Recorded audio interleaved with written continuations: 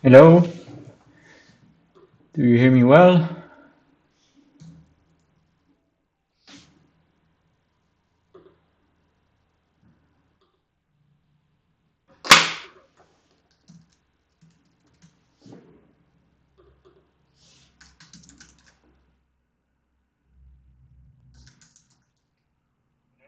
Hello? Oh, okay. It's my first time on YouTube, so it's a bit new to me. I realized there is like 15, 10 to 15 seconds delay, so I was hearing me afterwards.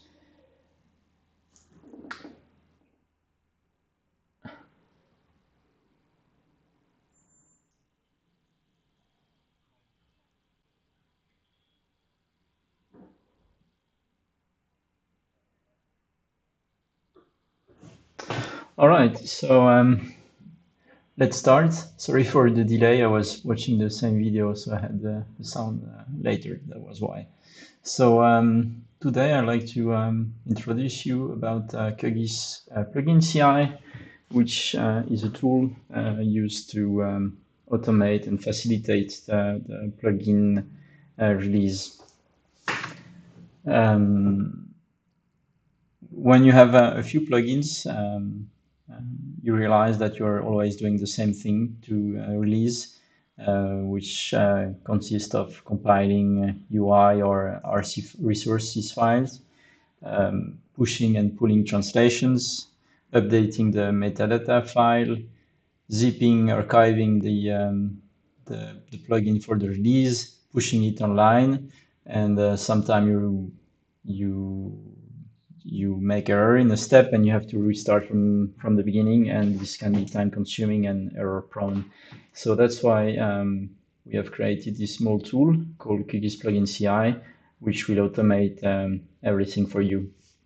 This tool has been developed for a few years now. There was a former version which was based on shell scripts, and the latest version now, since approximately 1 year, is PyPy package, so a Python library that you can use. The code is open to everyone and available on GitHub on github.com/opengis/QGIS Plugin CI. You will find the link in the wiki of the day, so you can read from there. There is a big README here, which we'll go through today, which explains what we can do and how to do it. So, what does QGIS Plugin CI do? It can deploy plugins based on a Git repo. It will be able to push it to QGIS official plugin repository. So if I go here, for instance, this is one of the plugin I manage. So QGIS Plugin CI will be able to push directly your release to the plugins repo of QGIS. It will create GitHub releases, and there will be an option to deploy a custom repository. I will come back to that a bit later. So it's meant to be used on continuous integration solutions, and it has been fully tested on Travis CI and lately mostly on GitHub workflows. And Etienne Trimaille, who is working for this release and has been involved into the development lately, is also using it on GitLab. It can also handle translations based on Transifex, so a tool that you can use to have multiple language in your plugin. It will basically do everything for you on Transifex, so there would be no need to open the Transifex website. You will create a project and the languages that you want to have pull and push translations and manage the translation files. And also there is a changelog section in the metadata that can be populated using if there is a changelog markdown file in the repository.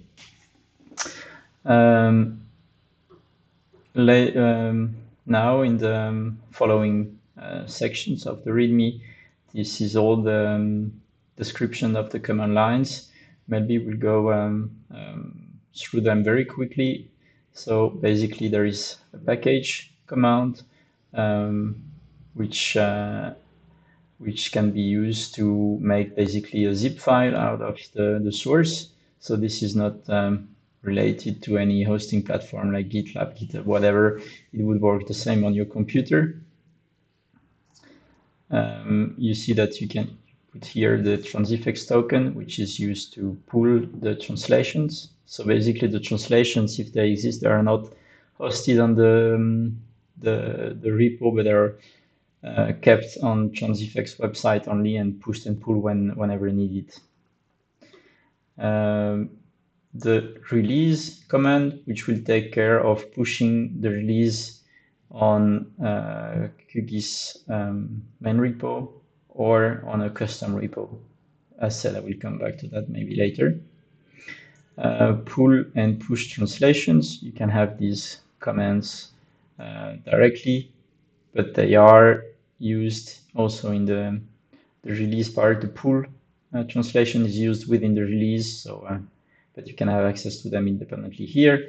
And a changelog command, which can give you the section needed of the changelog on the specific release. Etienne developed this command. So maybe if you have any specific question to this one, he could reply. He's following us, so he's available in the chat. If you have any question regarding this, feel free to ask.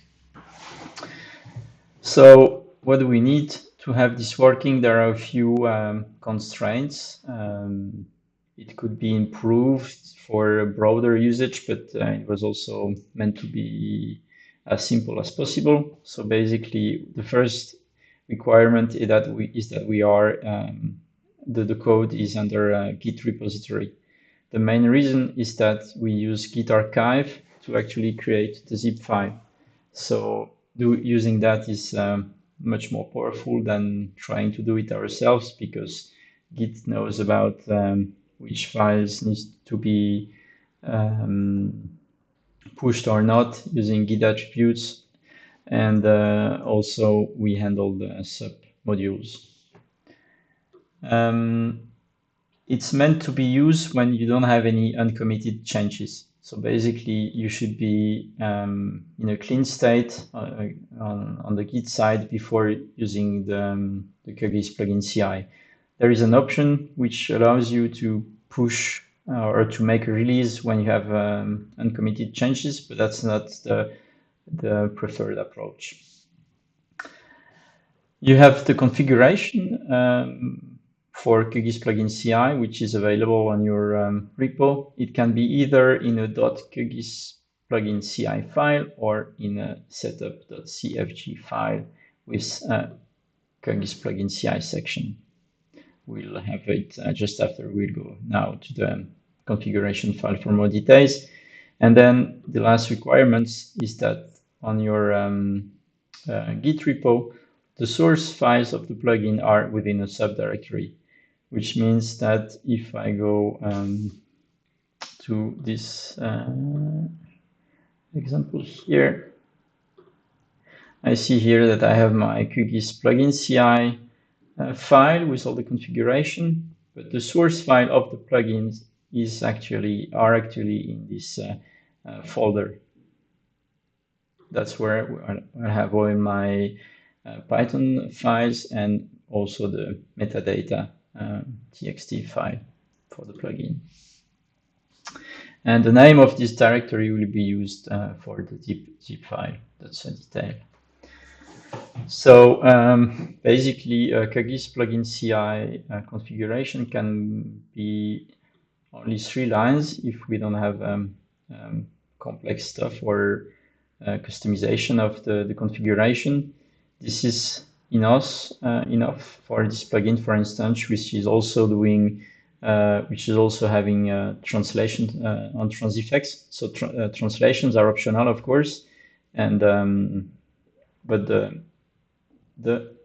QGIS Plugin CI file is very simple. So you have the plugin path, that's the name of the directory for the source file. That's the name of this folder here. Next, you have the GitHub organization slug. So that's this part here of the repo on GitHub, and the project slug, which is this one. So the name of the repo on GitHub in this case. So we can have this as a form on of a setup of CFG file, which is basically the same, just put under category QGIS Plugin CI, and that's it. Now a few things about compiling files. Currently, QGIS Plugin CI does not compile any UI file. We recommend to use UIC load UI type, so basically not compiling UI files to Python files, but do it dynamically when you load your own plugin. And regarding QRC files, currently they are compiled, but as far as I know, I think that in PyQt6, the compilation of resources file will be removed. So you'll need to import them directly in the Python. But this is still supported in the plugin CI code tool. So about publishing the plugins. So that's the two direction you can release. The first is obviously the official QGIS plugin repository. So that's this one, which will be pushed. And also you can have a custom repository. So this is an XML file, which I can show maybe here, that you can add in QGIS.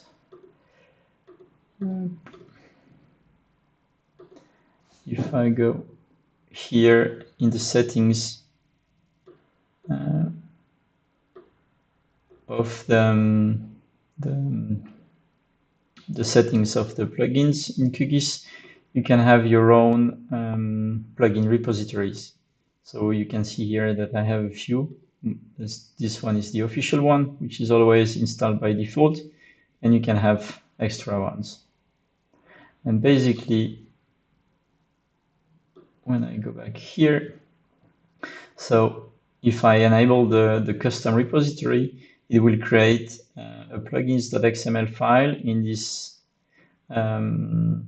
available at this directory. So that's in the release. It will be pushed as a GitHub release asset, and using this URL in your QGIS, you'll be able to get the latest release automatically updated in QGIS.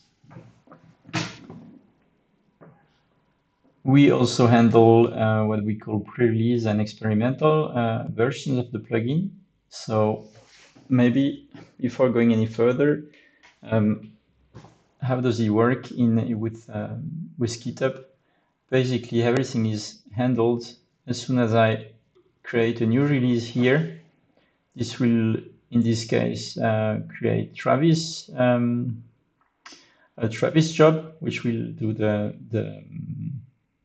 release of the plugin, and it will automatically push the plugin to the repo here. But there is this option here. This is a pre-release, and if I check this, it will be marked as experimental.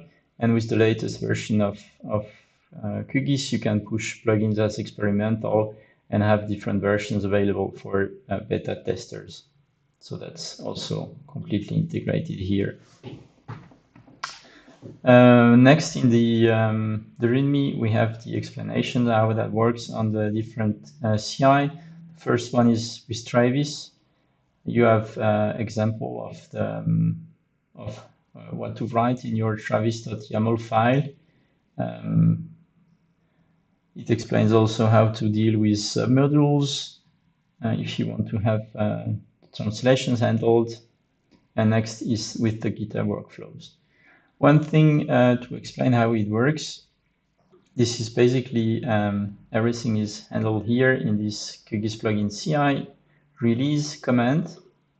And what we do here, so if we give a transifex token, it will automatically pull the translations. Try to find the repo and transifex and pull the translations.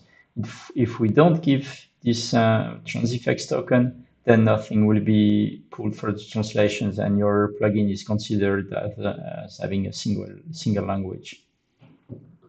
The GitHub token is used to push the asset to the GitHub release. So the asset is the plugin zip file, which will also be pushed to the release on GitHub. So if I go back here to the release, this is the release.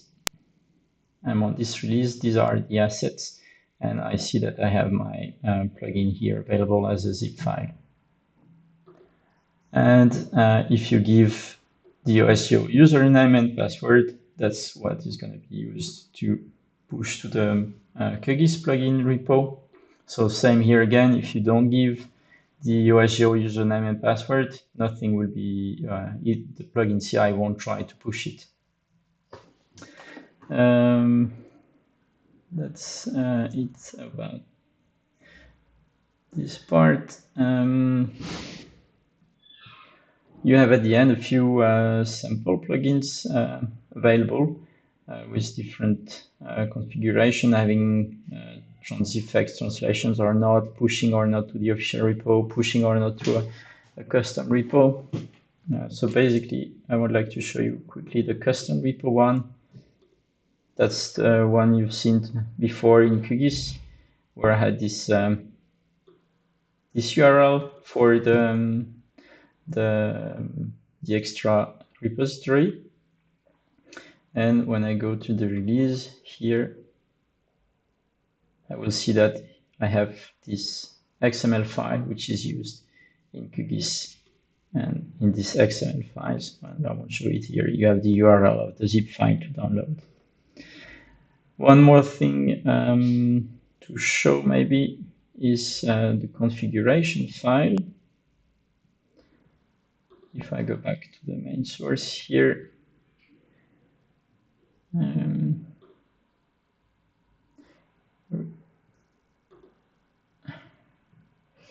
wanted to show you all the possible configuration available in the QGIS Plugin CI file. This file, just have to find it. Yes. So I thought it was available online somewhere. Sorry about that. But if you go to the parameters.py file, you have the documentation here for all the options which are available. There's quite a few, but if things are like what I would say standard, you only need the 3 lines shown as before. Here it's when you start having a different organization name on transifex than the one on GitHub, or different project name on transifex than the one on GitHub, different teams, and so on. So that's like when you're going to something special that could be handled here.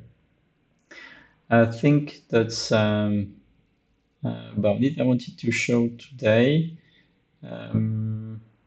Yeah, I don't know if you have any question. Please go to the chat. Maybe I'll join the Jitsi now. If you want to give question, I don't know if anybody is on the Jitsi session. Apparently not. So I'll be there later, and I think that's about it for today. Thanks a lot for watching this, and see you online. Bye bye.